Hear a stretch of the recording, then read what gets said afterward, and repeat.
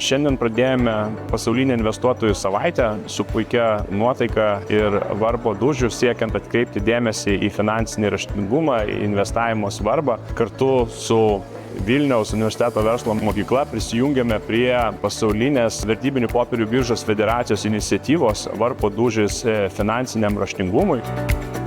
Nasdaq Vilnius durys yra atviros visus metus tiek studentams, tiek moksleiviams. Dalyvaujame įvairiose iniciatyvose su Vilniaus universitetu, kitais universitetais, mokyklom, jaunimo organizacijom siekiant skatinti finansinį raštingumą, nes manome, kad tuo kūrėme geresnę ateitį.